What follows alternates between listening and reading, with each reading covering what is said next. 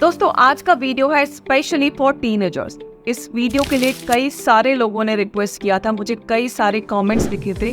But recently मेरी एक छोटी सी और बहुत प्यारी सी सब्सक्राइबर ने मुझे रिक्वेस्ट किया कि मैं 15 एज गर्ल्स के लिए कुछ पर्सनालिटी डेवलपमेंट टिप्स लेके आऊँ।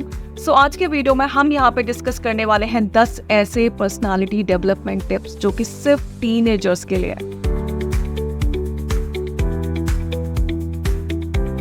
सबसे पहला और सबसे इम्पॉर्टेंट पॉइंट, क्योंकि अभी आपने बचपन को बाय बाय बोला है और इस टीन एज में आप एंटर हुए हैं, तो बहुत जरूरी है आपको अपने बारे में कुछ चीजों को समझना, यानी कि नो योरसेल्फ। आप खुद को समझने की कोशिश करेंगे।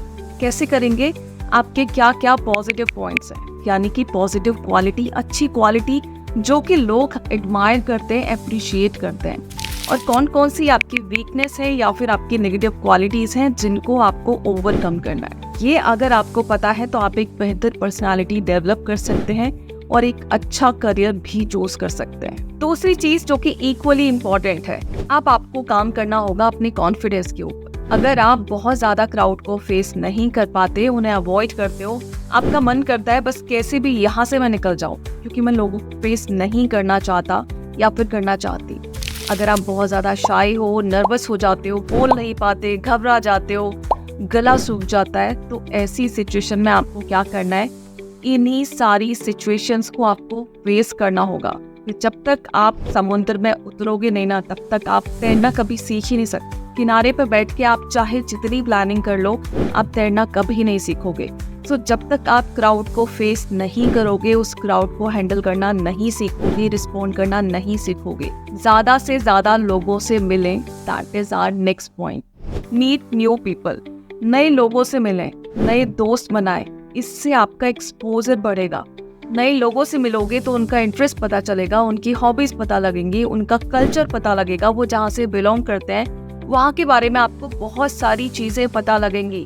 सो इससे आपकी नॉलेज भी बढ़ेगी। दूसरा, लोगों के साथ किस तरह से इंटरेक्ट करना है, कैसे डील करना है किसी भी इंसान के साथ, वो आपको धीरे धीरे समझ में आने लगेगा। मैं तारीफ करना चाहूंगी उस लड़की की जो कि अभी सिर्फ 13 इयर्स की है, जिसने मुझे स्पेशली ये मैसेज भेजा कि एक वीडियो हम जैसे बच्चों के लिए भी बनाई जाए।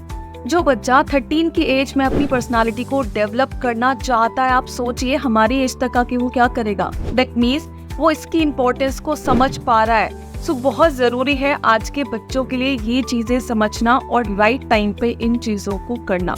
नाउ दी नेक्स्ट पॉइंट, अब जरूरी है आपकी बॉडी लैंग्वेज पे आपको काम करना होगा, क्योंकि बॉडी लैंग्वेज एक्चुअली वो चीजें भी रिवील कर देती है जो कि शायद हमारे मन में चल रही होती है, जो कि हमारे सिर्फ माइंड में चल रही होती है। सामने वाला उन चीजों को देख के भाप जाता है कि आप क्या सोच रहे हो, क्या बोलने वाले हो और क्या बोलोगे। सो बहुत जरूरी है आपकी बॉडी लैंग्वेज पे काम करना।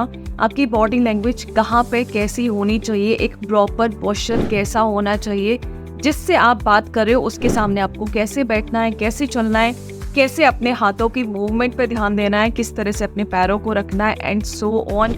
बहुत सारी चीजें हैं जो कि हमने कई सारी वीडियोस में डिटेल में डिस्कस की हैं। अगर आपने नहीं चेकआउट किए तो पर्सनालिटी डेवलपमेंट नाम की एक प्लेलिस्ट है, आप जाके अभी चेक कर लें। सो आपको काम करना है अपनी बॉडी लैंग्वेज के ऊपर। Now the next point that is equally important. Now check your attire. अगर आप किसी शादी में जा रहे हैं तो उस तरह के कपड़े पहनेंगे। अगर आप किसी मंदिर की किसी पूजा में जा रहे हैं, किसी भजन कीर्तन में जा रहे हैं तो उस टाइप के कपड़े पहनेंगे। किसी के घर में अगर कोई पार्टी है तो आपके कपड़े डिफरेंट होंगे। अगर आप किसी प्रोफेशनल गैदरिंग में जा रहे हैं, वहाँ आपके कपड़े दूसरे होंगे। किसी इंटरव्यू के लिए जा रहे हैं, वहाँ आपके कपड़े दूसरे होंगे। सो अलग अलग ओकेजन के अकॉर्डिंग आपको कपड़े पहनने हैं। एंड हमेशा याद रखना है, कपड़े चाहे जैसे भी हो, नीट एंड क्लीन हो, प्रॉपर आयरन किए हुए हो, और आपने उनको ठीक से कैरी किया हो, उनकी फिटिंग अच्छी हो, एंड आपका उस टाइम पोस्चर भी उतना ही इम्पोर्टेंस रखता है। सो इन चीज़ों का अगर हम ध्यान रखेंगे तो डेफिनेटली एक बहुत अच्छी पर्सनालिटी बना सकते हैं। नाउ दी नेक्स्ट पॉइंट, अपनी ओपिनियन रखो। आपकी ओपिनियन पॉजिटिव है, नेगेटिव है, ये चीज़ें बाद में डिबेट की जाएंगी, लेकिन एटलीस्ट आपकी कोई ओपिनियन है। एटलीस्ट आप उस क्राउड में नहीं आते जो कि ब्लाइंडली फॉलो कर रहा है, जिसने जैसा बोल दिया आपने अग्री कर लिया। किसी ने पूछा ऐसे कर ले, आपने बोल दिया ओके। किसी ने पूछा ऐसे कर ले, आपने बोल दिया ओके। आप किसी भी चीज से कभी डिसएग्री नहीं करते, आप कभी भी अपनी ओपिनियन नहीं दे पाते। इन चीज़ों को अब आपको करेक्ट करना होगा। आपकी एक अपनी ओपिनियन होनी चाहिए जिसे कि आप कॉन्फिडेंटली सबके सामने रख पाए। नाउ द नेक्स्ट पॉइंट, आपको इसी एज ग्रुप में बुक रीडिंग की हैबिट को डेवलप करना होगा। ये आपकी नॉलेज को बढ़ाएगी एंड डेफिनेटली आपका एक्सपोजर बढ़ाएगी। आपको एक ऐसा इंसान बनाएगी जो कि अलग अलग टॉपिक्स पे अलग अलग लोगों से कॉन्फिडेंटली बात कर सकता है। आप अलग अलग तरह के लोगों से उनके इंटरेस्ट के बारे में तब बात कर पाएंगे जब आपको उस टॉपिक के बारे में पता होगा। नाउ द नेक्स्ट पॉइंट जो कि बच्चों के लिए स्पेशली बहुत जरूरी है, आपको अपने कम्युनिकेशन स्किल्स को इम्प्रूव करना होगा। और सबसे बड़ी आदत बच्चों की सुनने की आदत नहीं होती। सो आपको ना सुनने की आदत डालनी होगी। बच्चे सिर्फ बोलना चाहते हैं, लगातार बोलना चाहते हैं उनके पेरेंट्स या फिर सामने जो भी इंसान बैठा है बस उन्हें सुनता रहे, बट ये हमेशा पॉसिबल नहीं होगा। आपको दूसरे को भी सुनना होगा और पेशेंस के साथ सुनना होगा, और सिर्फ रिप्लाई देने के लिए नहीं बल्कि उस बात को समझने के लिए सुनना बहुत जरूरी है। सो सुनने की हैबिट डालें, बोलना थोड़ा कम करें, बोलें डेफिनेटली लेकिन कम शब्दों में एकदम शॉर्ट एंड क्रिस्प रखें। बहुत जरूरी है आप जो भी बोलें पूरे कॉन्फिडेंस के साथ बोलें। नाउ द नेक्स्ट पॉइंट, अब आपको काम करना होगा अपने एटीट्यूड के ऊपर। अभी आप टीन एज में आ चुके हैं, सो अब धीरे धीरे अपने एटीट्यूड को आपको इम्प्रूव करना होगा। बच्चों की जो आदत होती है ना, हमेशा प्रॉब्लम पे फोकस करते हैं, वो कभी उसका सोल्यूशन नहीं देख पाते, बट धीरे धीरे इन चीजों को आपको इम्प्रूव करना है। सो अब आपका जो आउटलुक होगा, आपका जो एटीट्यूड होगा, आपका जो माइंडसेट होगा वो थोड़ा सा पॉजिटिव होगा। आप थोड़ा सा पॉजिटिव साइड को भी देखेंगे। फॉर एग्जाम्पल, अगर आपका कोई फ्रेंड है, उसमें बहुत सारी कमियां हैं, लेकिन उसकी अच्छाइयों को भी आप नज़रअंदाज नहीं करेंगे, अवॉइड नहीं करेंगे।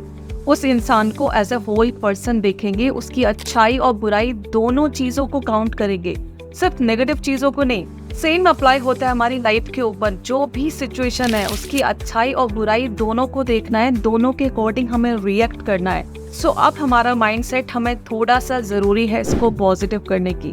अगर आपका एटीट्यूड पॉजिटिव है, अगर आप पॉजिटिव चीज़ों पे ज़्यादा फोकस कर पाते हो तो डेफिनेटली आप अर्ली एज में एक बहुत ही अच्छी पर्सनालिटी डेवलप कर सकते हो। Now the last but not the least, be yourself. ये सारी चीज़ें जो हमने डिस्कस की है ना, किसी को कॉपी करने के लिए नहीं की है। ऐसा बिल्कुल भी नहीं है कि आपको किसी पर्टिकुलर इंसान को जो कि ऑलरेडी बहुत ज़्यादा सक्सेसफुल है, बहुत ज़्यादा हम्बल है, बहुत ज़्यादा मैच्योर है, बहुत ज़्यादा वेल मैनर्ड है, उसको आपको कॉपी करना है। Be yourself. आप जो है, जैसे हैं, यूनिक है इस वर्ल्ड में। सो आपको अपनी यूनिकनेस को मेंटेन करना है एंड अपनी ओपिनियन को कॉन्फिडेंटली सामने रखना है, अपनी पर्सनालिटी पे काम करना है, सेल्फ डेवलपमेंट करना है, कम्युनिकेशन स्किल्स पे काम करना है, और धीरे धीरे धीरे धीरे आपकी जो पर्सनालिटी होगी ना, हमारी एज तक आते आते बहुत इम्प्रूव हो चुकी होगी।